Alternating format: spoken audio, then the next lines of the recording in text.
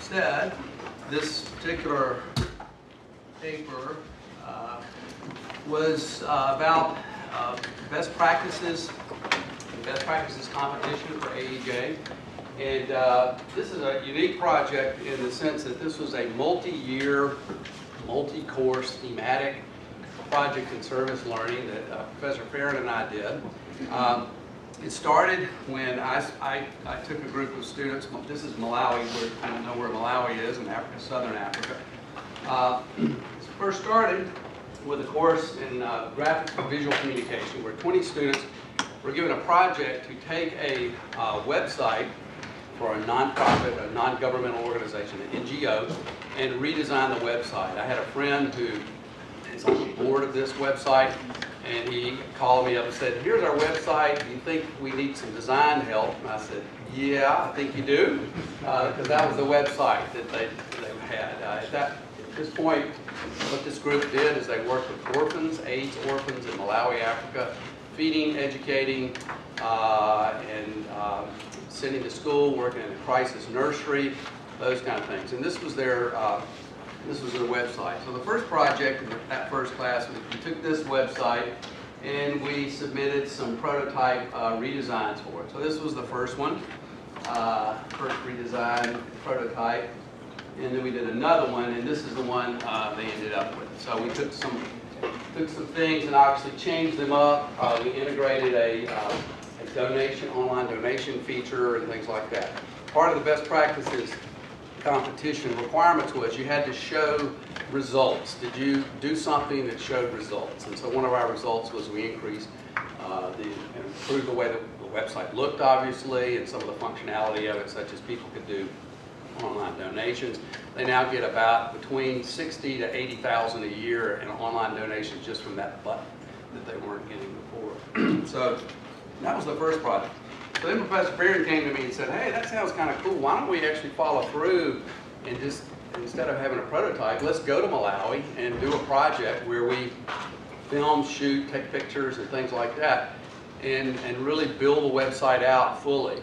And so I was a little hesitant to, but Farrand kept bugging me. There is no 911 in Malawi. It's an interesting place to go.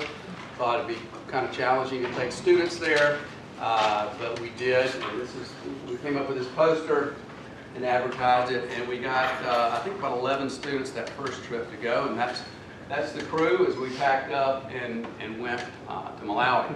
As part of the service learning project involved raising money. We raised $1,000 before we went through something called the Dobson Foundation, and we sponsored a mobile medical clinic when we were there. So we got in a bus with a bunch of clinicians, nurses, and loaded it up with medicines, and we went out into a clinic, village, and did a clinic. And so the students worked in the clinic.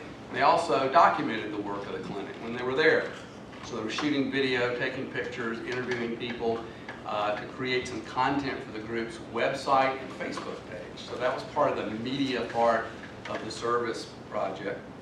They also did a daily cooking and feeding of a lot of these orphans. This group feeds about 1,000 orphans 5 times a week. And so they make this stuff called ensima, which is a bad version of grits. I looked at it and thought, all right, grits. And then I tasted it and said, you guys need to work on this a little bit. They do a lot of butter and stuff like that, but they like it. We also work in a crisis nursery, and that's in Malawi. There are no orphanages. There's really no concept of that. There are a lot of real high maternal mortality, so a lot of mothers die in childbirth, leaving a lot of infants that have a real problem finding care or somebody to care for them. Usually people in the village do, but they're really stressed to do that. So they bring them to this nursery that this group runs. So the students went there and kind of spent the day with babies. And then a more media-centric project we did was something we called the Portrait Project. We said, how can we bring our journalism, our visual communication skills to this group and leave them with something unique? And so we came up with this idea of the Portrait Project. We were out in a village that was probably about an hour from the nearest paved road. It had no electricity. no running water, nothing like that. So we were in tents, staying there in tents. And so we spent a couple of days there, and we said the portrait project is going to involve you going out and meeting some people in the village, getting to know them. And then we want you to take a portrait of them that they would like to take themselves and take home with them. Many of these people, we visit their homes, there's no imagery whatsoever. Nobody had pictures of themselves. In fact, they were always actually kind of interested when we came up. We'd take pictures and show them they'd rarely ever seen pictures of themselves. So that was the assignment. People had to go out and take portraits. And we had a battery-powered printer that we then printed out all these small portraits. We wrote a big, we had a piece of poster paper. We wrote Faces of Quamba. The village we were in was Quamba. And we told everyone that we would post these pictures and have an exhibit one day, and then at the end of the day they could take their pictures. So that was the idea. So we went out and took pictures, and the students just came up with some really stunning, I thought, great portraits. These people were so open to having their picture taken. They don't have their Facebook pose because they don't know what that is. So they were really gave you a very candid, kind of honest type of portraiture that we really, I thought was really great. So the idea was we don't want to take any pictures. They're what I call poverty porn. We want to take pictures of people that ennoble them, that they would be proud to put on their wall. And so that was kind of the idea of posing this kind of stuff. So I thought they came away with some really stunning portraits. And that was how it looked when they were looking at all the stuff. We then brought this back to Columbia, and we spread the word even further. We submitted some of these portraits to a committee that does the community art wall at 701 Gallery, and we then printed these, mounted them, and created an exhibit for the Hallway Community Art Project at 701 Gallery. So students were really pleased to get a broader hearing of their stuff. I got to hurry, I got 2 minutes. We also did a book. Students also engaged in social media for this group while they were there. They had to post each day. So we posted stories of what we were doing, tried to build audience, and we looked at the metrics and how we increased audiences and stuff like that. Students also wrote, edited, and designed the quarterly newsletter for the group, so they had a print component. And they also produced several short videos for the group that was, we were able to put up on the website that kind of told the story of the group. We don't have time to play that, but I had a little video there.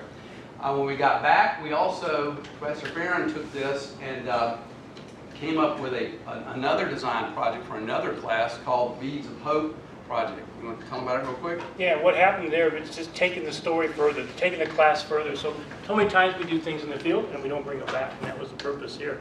So I actually had them do three-dimensional designs, which they'd not done before. We hadn't done the J-School.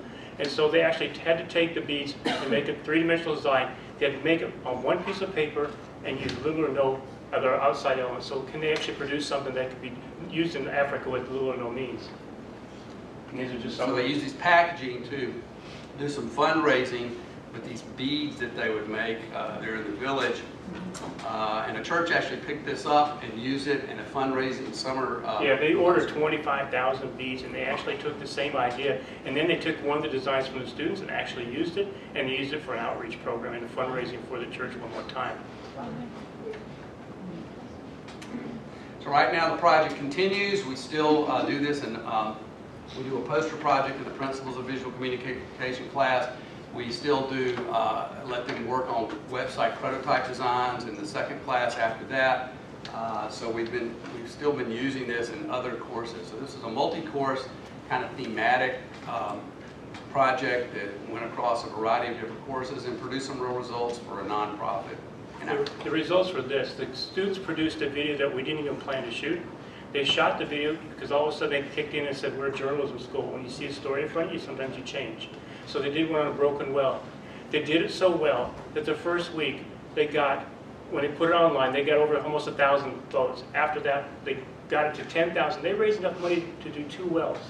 You tell journalism students that journalism matters now. That's what we did. All right.